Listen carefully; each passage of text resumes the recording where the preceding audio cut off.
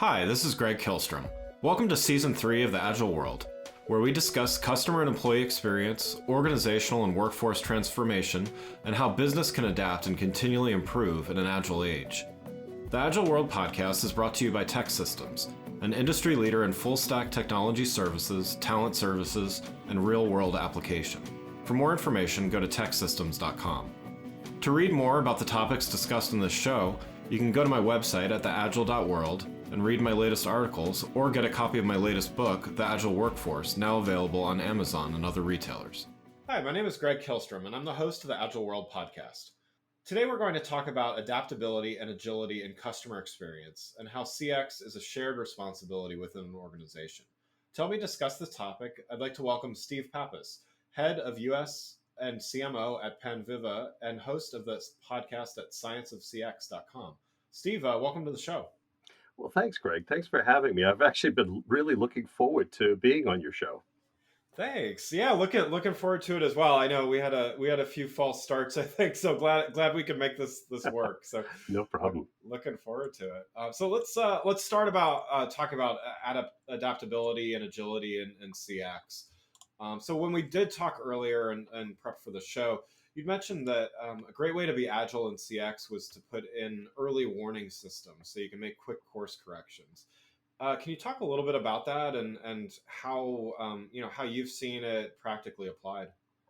Yeah, it's interesting because every business in the world needs to think about these early warning systems. And, this is a great question to start out with because it doesn't matter if you're a restaurant. I mean, let's just take that as an example. If you're in a restaurant and your food is being delivered, somebody is asking you how the food is. Somebody is asking you if it's to your liking. Was it cooked properly, etc.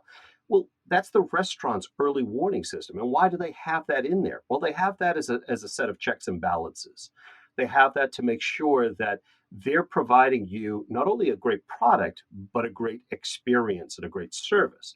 So if you take that even into some technology companies, and maybe they produce software and they're selling software, it, those steps need to still be part of the customer experience journey. The checks and balances have to be in there because it's so easy for customers or those that we think are loyal to us to find another way or to find another alternative.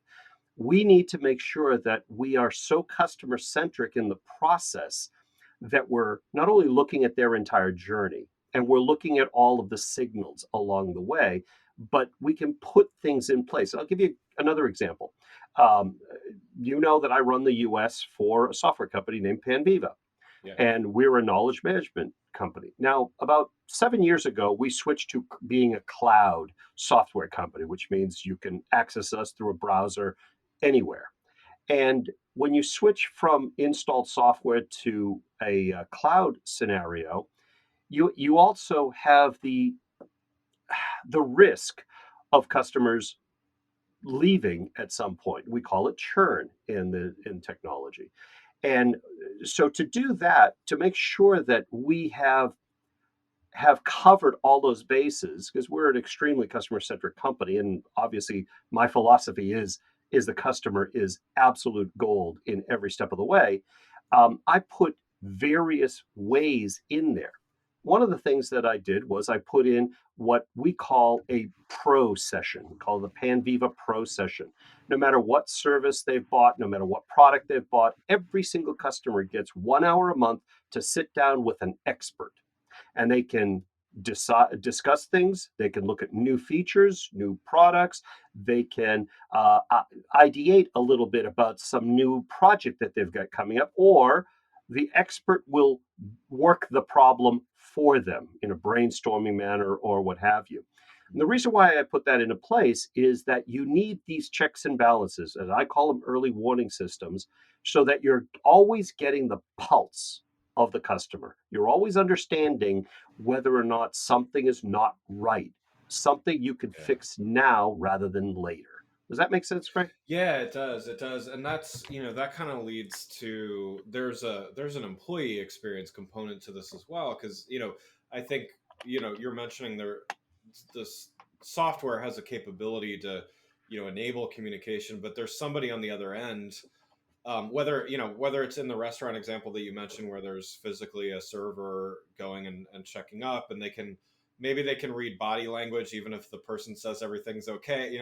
If they're grimacing while they say it's fine, they can Right. kind of read the body language there. Similar enough, different but similar enough in the software world. It's like there's often a human on the other end of those things, interpreting results and stuff. So, how do you see that employee, whether it's employee experience or simply just the employee relationship to customer experience? Well, wherever there is a symbiotic relationship of employees operating in any kind of an interaction with a customer, it could be an interaction or it could be the transaction that's happening right then and there, or it could even be on behalf of maybe a supportive role like a billing role or credit check role or something behind the scenes. The employee experience translates directly and gets transmitted exactly to the customer, meaning the customer recognizes when the employee is not feeling right, whether they're not feeling right about something that's going on or their system is slow or something else.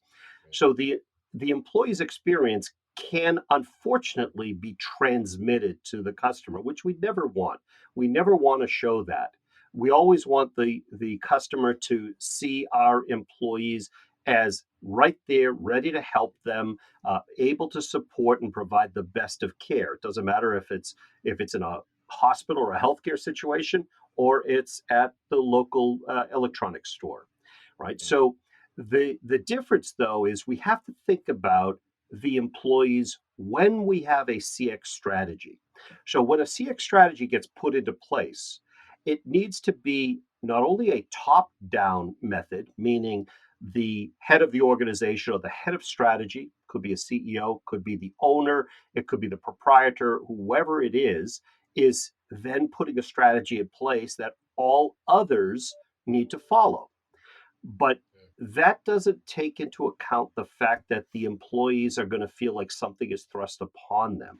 Even if it's a new CX strategy, a great one, they're still going to feel like, okay, I wasn't part of this Right. solution. So I always advocate, and maybe we'll talk about it a little bit later in the show.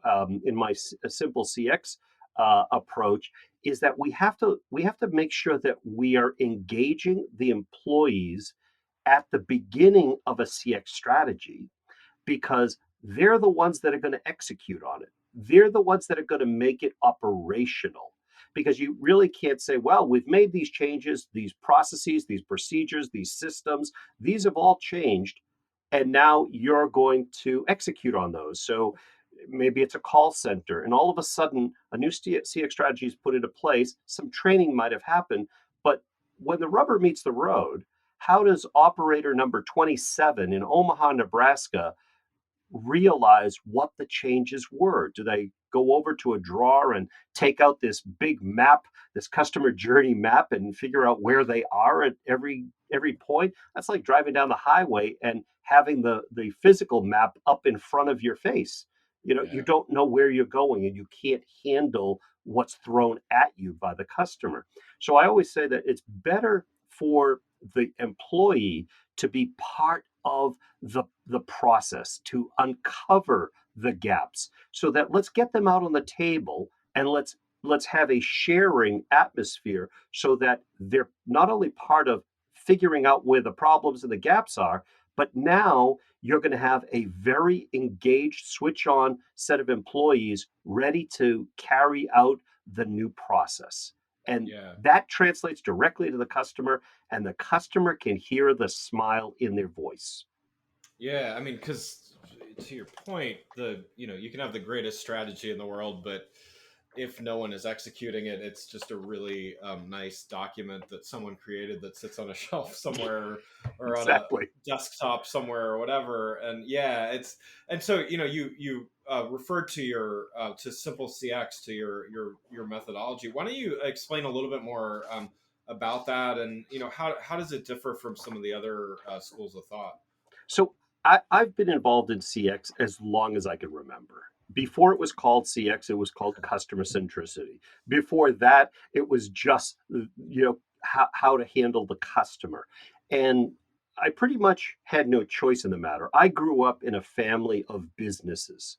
All of my relatives own businesses. Matter of fact, when my family emigrated to the US from Greece in the late 1800s, the first thing they did was they started a trucking company and a produce company.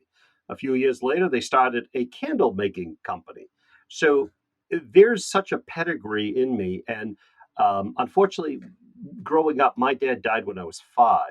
And so the only male figure that I had was an uncle who had 17 businesses. Oh He wow. had concession type stands at amusement parks and racetracks and ballparks and at carnivals. So he would have those trucks that had the fried dough and the fries and Yeah, yeah. the sausage, Italian sausages and stuff.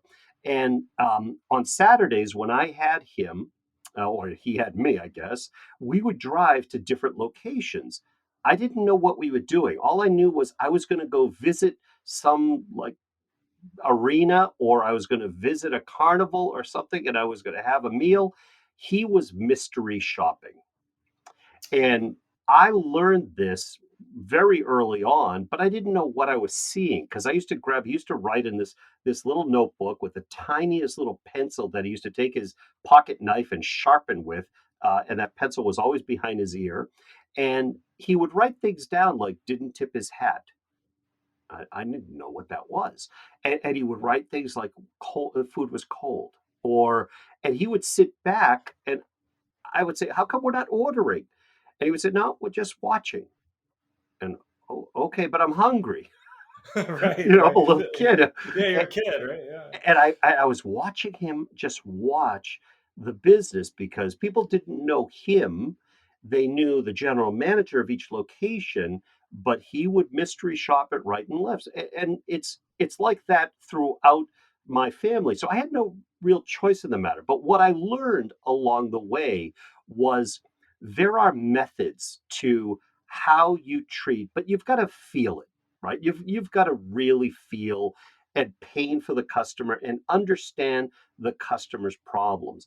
So, because I've been involved in customer experience from all the traditional methods of analyzing and mapping and going through the general accepted methods, what I found was there were a lot of gaps in there.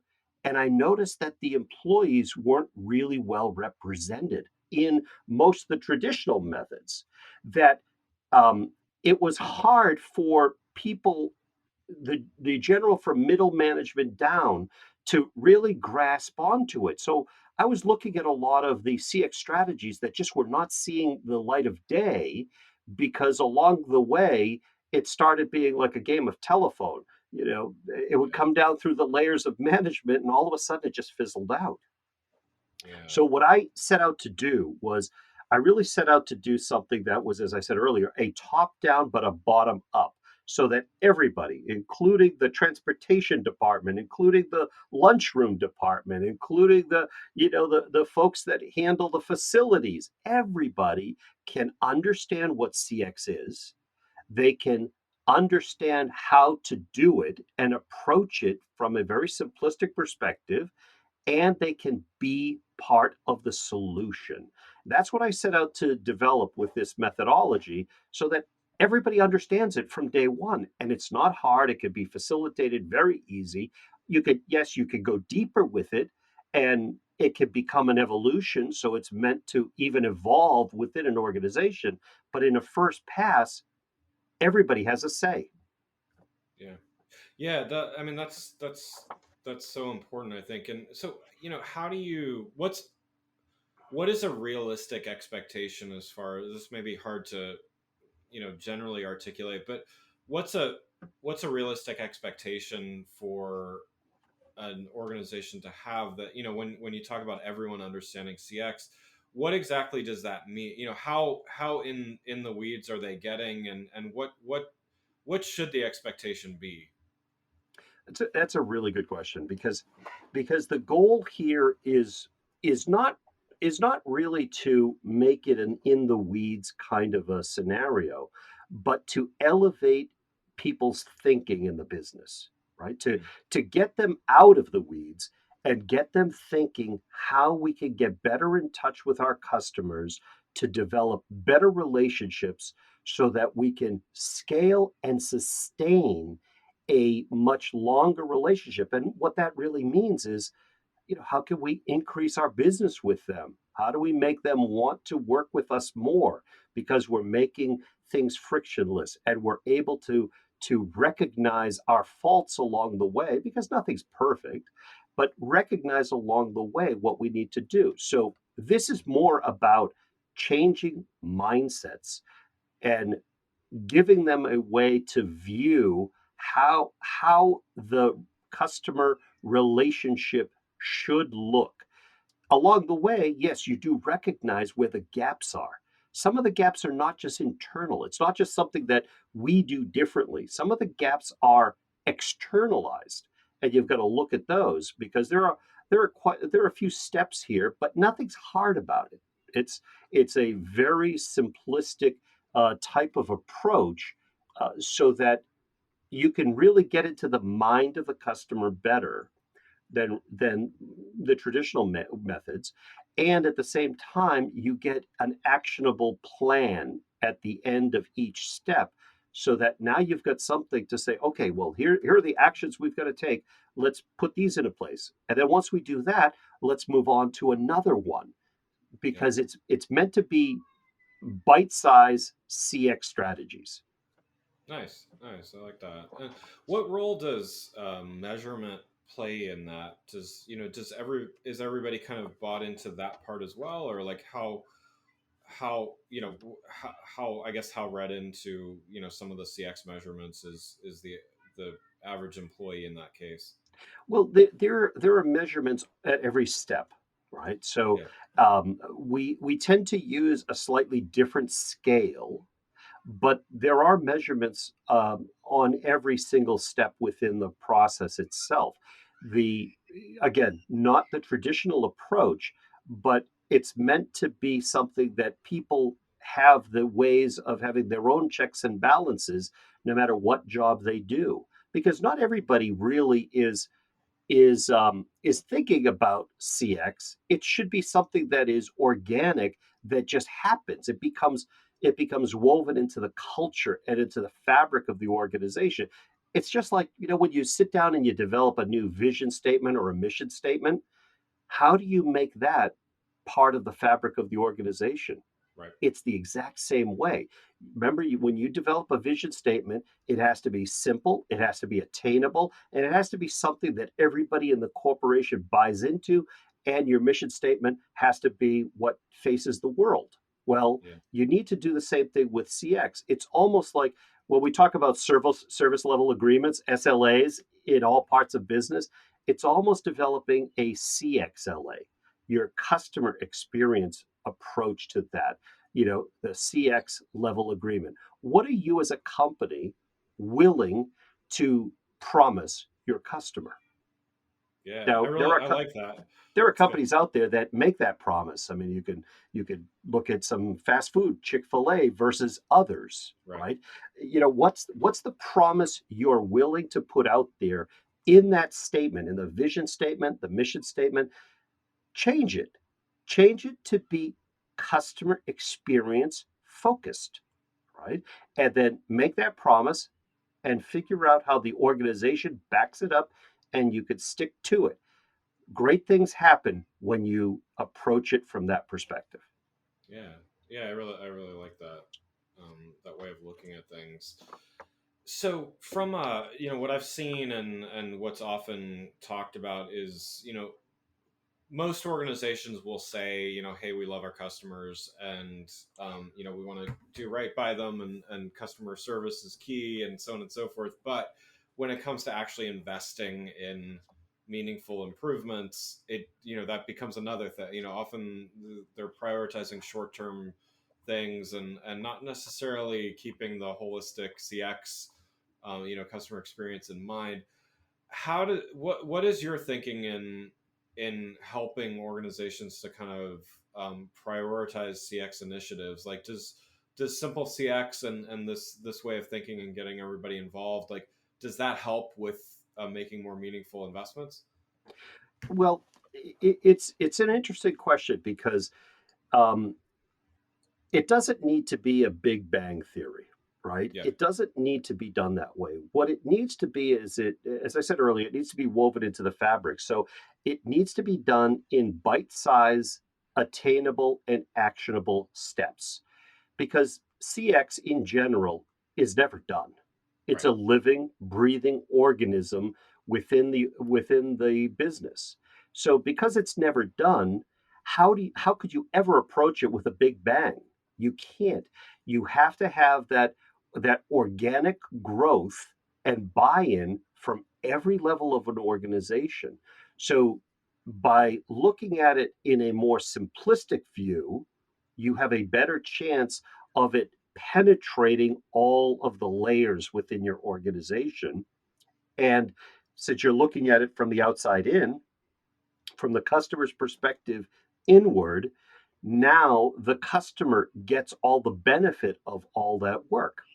Yeah. That's the approach. There are multiple steps, and I could share stuff with your listeners if you want, and show notes or what have you. But there are also exercises. Every step of the way, it's an exercise. There's nothing hard about it, but the exercises make the team members, and you could do it on a Zoom call or whatever. They make the team members start to think through the customer's eyes and they Right. start to look at it that way. Actually, one of the first things that we do, one of the very first things is let's define customer experience. Now, that sounds very simplistic, and maybe overly so, but think about defining the customer experience in your words, you as an individual or as a consumer yourself. How would you define customer experience? Right. And then think about put yourself in the shoes of your customer. How would they define customer experience by doing business with you? Then look at how does your company define customer experience? And immediately, I guarantee you'll see gaps. You will Yeah. see drastic gaps just between those three things. If that's the case, you've got a little bit of work to do. It's attainable, but there's a little work if there are gaps and we're not all aligned. If you're not aligned as an individual, as an employee, the customer might not be aligned because they have different expectations of doing business with you. And the company might have different expectations. Maybe they're a VC run organization or they're operating out of an exit strategy. And maybe they push product out there before it's time, or there could be lots of factors, but how they define customer experience at a company level is important because that's immediately going to translate into the individuals at the employee as well as out to the customer. And how easy is it to do business? Do they have to traverse all the silos in the organization and go from one department to another, or is there a way that it's all tied together in an easy way to navigate? That's Yeah. one thing to think about. Yeah, no, absolutely. Love it. Well, yeah, and I definitely recommend people checking out um, the process and everything. Well, one last question before we wrap up. Sure. Um, with competing priorities, I mean, we all have lots going on and and so on and so forth. 2 days never being the same. How do you prepare for days when you need to kind of course correct through the day? Like, what's your, just like CX, has those course corrections throughout the process. Like, how do you help prepare for the day and just stay agile when you're working? That's a great question, and it's one that I teach all of my employees too, as well as during the CX process. But the I'm still a little old school when it comes to setting up the day, right? Yes, everything is in my electronic calendar and what have you, but that's not my full task list. I approach the day from a task list perspective. Like, what do I need to get done today? Now, the way I handle it is I order it by toughest and most distasteful things first. So sometimes you'll find at 8 or 9 o'clock, I make the hardest calls, or I deal with the thing that maybe I'm not as sure about, or I need to research more. So I look at the day from start with the toughest and the things that can be distasteful to do at times. And there are probably better words to describe that, but I think it gets the point across, and then the rest of the day is a breeze. Now what you've done is you've actually carved more time into the day, because with what we've all been through, those 3-minute conversations at the coffee machine or at the water cooler, those don't happen anymore. Those 3-minute decisions that could have happened when you just jump into somebody's office, or you're at the whiteboard in the conference room and you pull someone else in and say, hey, let's work on this. That doesn't exist anymore. So now our days are filled. They're absolutely chock filled with minimum 30-minute Zoom or Microsoft Teams Right. meetings, when we really could have done it in a 3-minute face-to-face at the whiteboard or at the coffee machine. So the problem we have now is time has become the biggest variable. So to get our time back, start with the hardest so that you have the easier part the rest of the day, and it allows you to course correct during the course of the day. So I always block out the first couple of hours of the day and I knock out the harder stuff, and the rest of the day gets easier. Yeah, I like that. Yeah, because I mean, you kind of, I at least from my perspective, like if you don't do that, it's occupying some real estate in my mind. Whether or not it's like I schedule it out to do the tough stuff later in the afternoon, it just it does. It weighs on you somehow. I like that approach. Or it makes it onto tomorrow's list. Right, and then you take it with you overnight, and which is Right. even worse. And Yep. that's ever since we talked last. I took that to heart because I think it's a valuable thing for people to understand.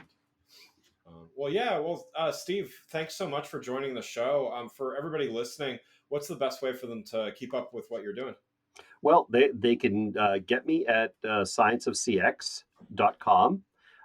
They can email me at scienceofcx@gmail.com, and I'm happy to provide any information around the simple CX process. And, hopefully it helps them. Great. Well, again, I'd like to thank Steve Pappas, head of US and CMO for Panviva and host of the podcast at scienceofcx.com, for joining the show. Thanks for listening to The Agile World with Greg Kilstrom. See you next week. Thanks again for listening to the Agile World podcast, brought to you by Tech Systems. I'm your host, Greg Kilstrom. If you enjoyed the show, please take a minute to subscribe on your podcast channel of choice and leave us a rating so that others can find the show more easily. You can learn more and get a copy of my latest book, The Agile Workforce, from my website at theagile.world.